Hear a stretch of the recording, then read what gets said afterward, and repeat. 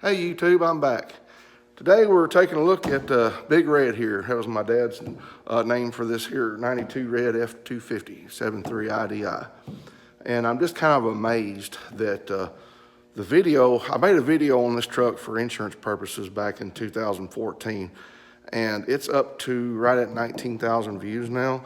And it passed a video of my buddy's 70 Buick GS by 300-ish views just within the last couple weeks. And that video was from like 2011. So evidently there's quite a bit of interest stirring on the IDI, 7.3 IDIs and the old nostalgic Ford pickups. So I had some questions. I've got some questions about some things on this truck that maybe y'all out there in YouTube land can answer for me. And I've also got a couple of tidbits I can pass on that I've got from the internet that I'm going to pass on and share later. Right now, I'm going to flip this thing around, take the battery, flip this thing around the camera the other way, and take the battery maintainer off. We keep a battery maintainer on everything. And fire it up. We're going to take it for a spin, and I'm going to put a few miles on it today. And of course, now this thing's been sitting since November. I want to say early, maybe mid-November, so roughly 2-ish months, but it's 70 degrees in this shop. It's 40 degrees outside with a good cool breeze, but it's 70 degrees in this shop, so it won't be any big deal starting. But sometimes the wait to start light comes on, sometimes it don't. So I'll point that out. It might light up this time, it may not. Now, 5 years ago, I went through and replaced some glow plugs as needed. I didn't replace every one of them at once. I just took a test light and hit them, and the ones that needed replacement, I replaced them with the Motorcraft glow plugs, and also replaced the seal and the fuel heater, which I'll go with that here in a little bit because I got the part number I'm going to put in the description. And it's a long story, but I think I got it off oilburners.net, if not maybe one of the Ford. I think it was Oil Burners, but someone told me, or just made a general statement, to go to the international truck dealers to get that little seal for your fuel heater. And sure enough, I went up here to the local Ford dealership, and they wanted, I'll forget it, it was like $50 or $60 for a little O-ring. And then I went down here to the international truck dealer and got it for like $2 or $3. It's crazy. Yeah, I see I got third, fourth chin coming through there. I need to lose a few pounds. All right, let's get to it. As I was saying, I keep everything on maintainers. So I do have the airflow intake right here. Where do I have it? Well, see, got it right here, along with the little nuts and bolts that holds it in right here. And I have to take it off to get the maintainer just on this side. Of course, it goes on the other side pretty good. But right here, underneath here is the seal for the fuel heater that I was mentioning earlier that I replaced. And I'm going to put the part number for that in the description, as well as, I think I got the receipt over there, and I'm going to pull the receipt out and try to show it here on the video, and what the price was and everything. I went ahead and got a few extras. But this is the engine bay, and it's a good old truck. My daddy took great care of it. He bought it from the Ford dealership that sold it to the original owner. The original owner traded it back in, and then Dad come along and bought it. But Dad went home, and of course he was a negotiator, and jewing them down on the price, and they gave him the original number they gave him the phone number to the original owner, and he went home and called them and spoke with them about it and everything, and then came back and bought it the next day. They struck a deal and come back and bought it the next day. And that was January of '97. So yeah. But anyway, let me get these leads off here, and I've got some questions for y'all. Let's fire this thing up.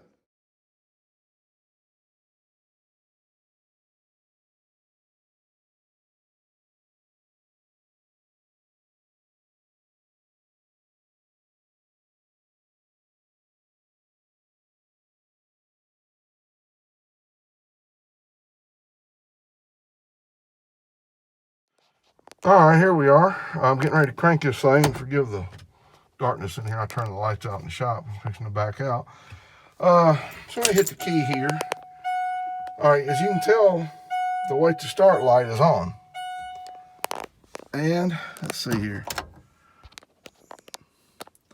Of course, here in a few seconds, this, the gauge will start.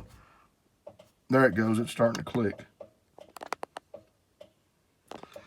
But sometimes, and the light is out, but sometimes the light won't come on at all, when the truck sits for a month or so like this. So let me know in the comments down below, is there something going on? Is that just I know it's got to be a small little fluke or something somewhere along the line. Of course, the truck's coming up on 30 years old, but it's got to have a little, disconnect somewhere. But as you can tell right then, the light come on. Everything did just fine. So let me know in the comments, if you would, what's going on with that. Now let's give this thing a crank here.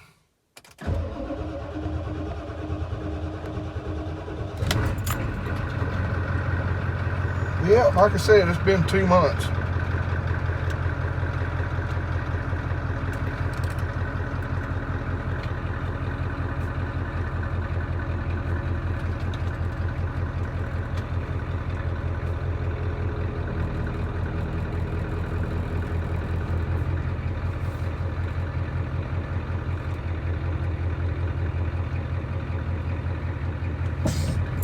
Whoops, a little too close on this one.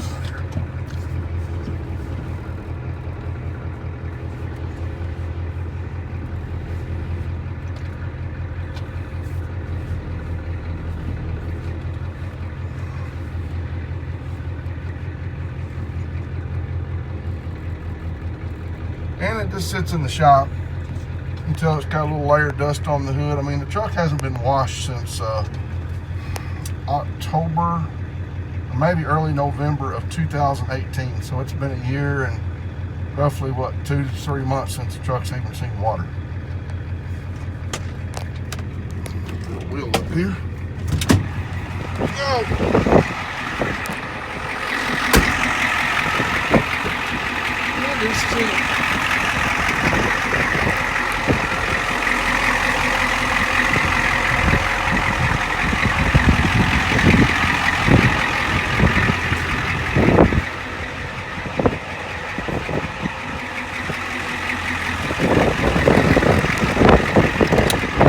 And it's got 151,909. I think it had just a little over 150,000. On it in that video from 2014. So we'll put a few miles on it today. I've got a few errands I got to run.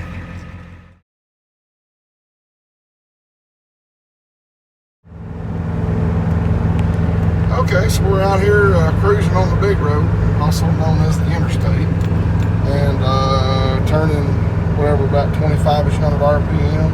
Speedometer set on 74.5-ish. Speedo's off just like most vehicles. My 2001 GMC pickup is 2 to 3 mile an hour off, and this one's about 2 to 3 mile an hour off as well. It has the factory size tires on it.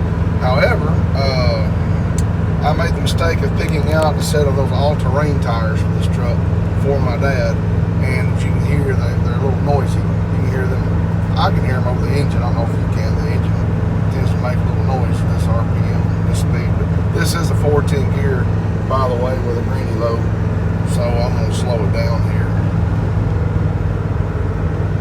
Save a little fuel while we're at it.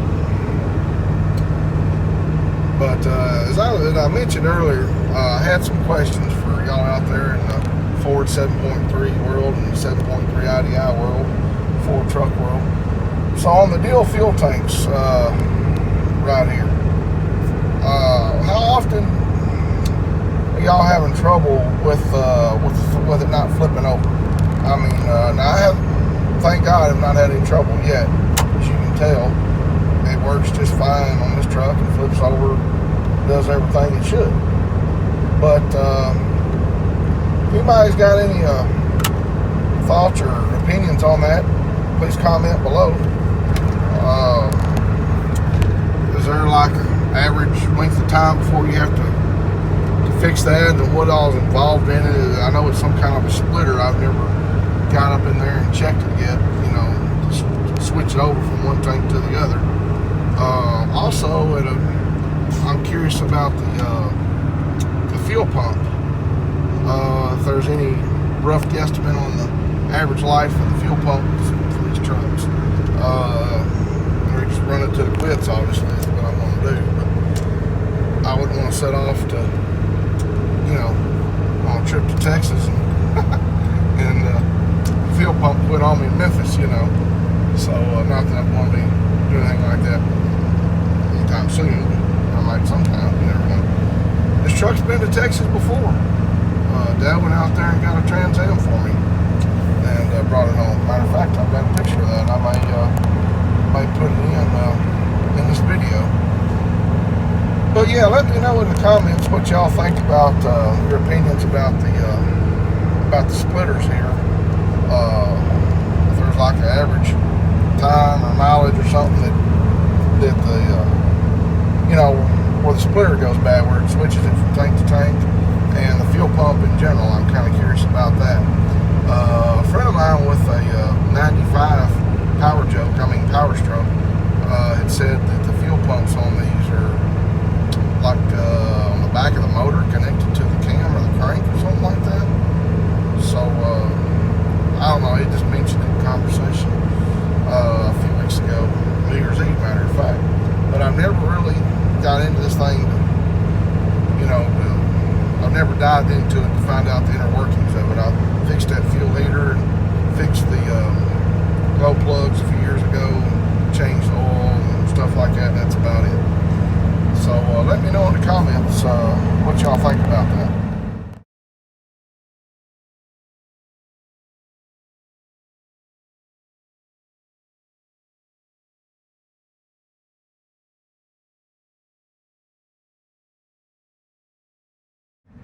So here we are, about 40 miles an hour, 40-ish, which are really probably about 37, 38 miles an hour.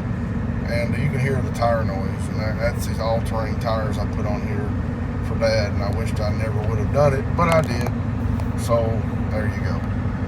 But so yeah, it's got a little bit of a tire noise, but this is what it sounds like at 40 miles an hour, or 45-ish miles an hour, which would be about 42 to 43 miles an hour.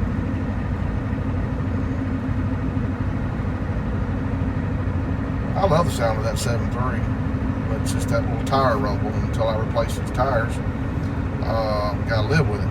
But I will never, ever, ever, ever, never go with an all-terrain tire again. I just don't like them. I don't like tire noise. I like a true street tread.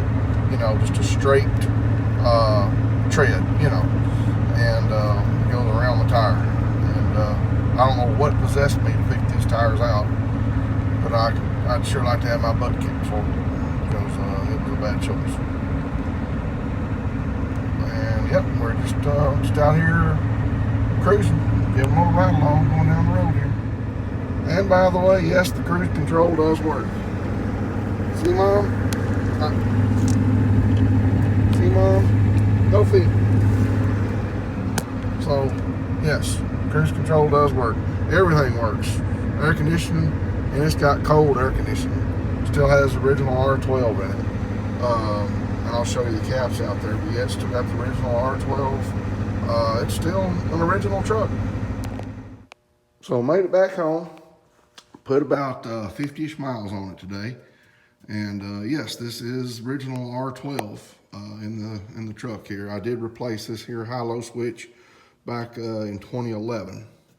And but yes, it is still R12, still good cold R12 AC. Now, a friend of mine told me this R12 will turn to acid if it's not used, if it's not cycled through the system enough. So I will back this thing out often, usually once a month, if I'm not driving it during the spring, summer, and fall, and just let it sit out here in the driveway and idle for about 30 minutes with the AC on. It's been theorized that my old Buick over here, that's what happened to the AC in it. I've let it sit several years at a time before and not had any issue. But, well, I say that. I let it sit about 3.5 years and here recently, but back in the early millennium, mid-millennium, I'd let it sit a year or two at a time and crank it, and the AC would be good and cold. And around 09 or 2010, I went to start it, and the compressor wouldn't kick on, and I've never dived into that to see what's ailing it. But yes, in case you're wondering what's under this right here, under this cover here, is the old Buick Grand National. I am a Buick guy. I've had 6 Buicks, 2 turbo Buicks, and 4 V8 Buicks. And by Buicks, I mean V8 Buicks, I mean Buick powered Buicks. I don't mess with that Chevy trash. I'm a Buick guy, and believe in Buick engines. But I also like Mopars and Fords, so you could say I'm a closet Mopar and Ford guy as well.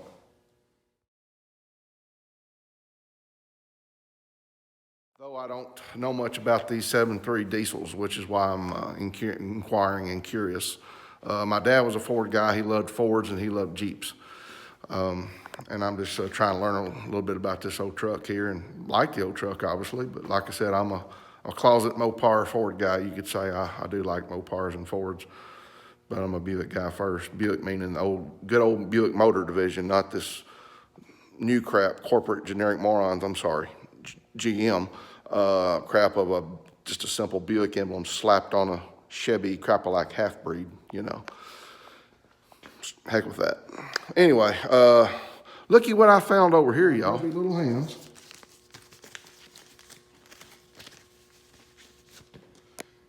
The fuel heater O-rings, as promised. I don't know if this number means anything. Let's compare it to this over here. I'm not sure if that number means anything or not, but here is the invoice, the actual invoice for the O-rings for the fuel heater. And as you can see, I got 3 of them. One of them's on the truck now, and I got 2 for spares. And they were $525 list price. I got them for $78 plus tax. Got 3 of them. $15.67 out the door. At the Ford dealership, they wanted $50 a piece. And like I said, I believe it was on oilburners.net. And I just simply went to International Trucks, Cumberland International, down in Nashville, Tennessee, and got them. So there you go. There's that. And let's see what else here. A little more history on the truck. This was before Dad left. He left in June of 15. I'm sorry, July 15.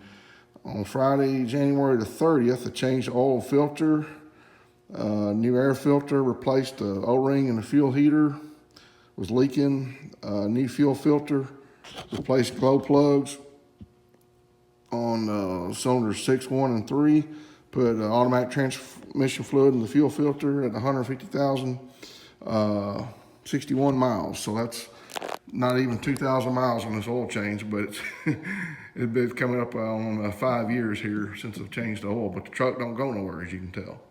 So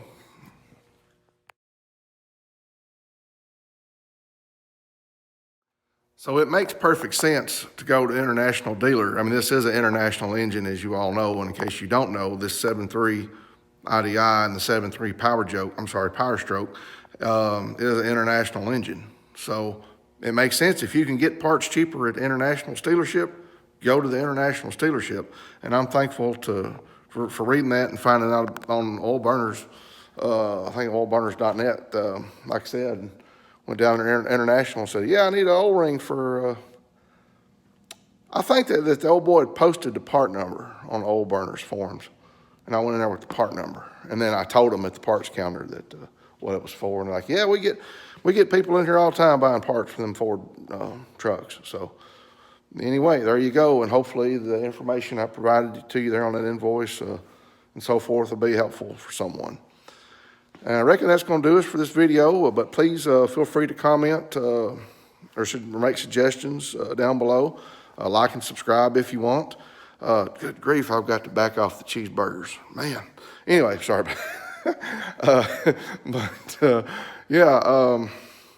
Like I said, I'm just trying to learn about the old truck here. It's my dad's truck. He was proud of it. I'm proud of it.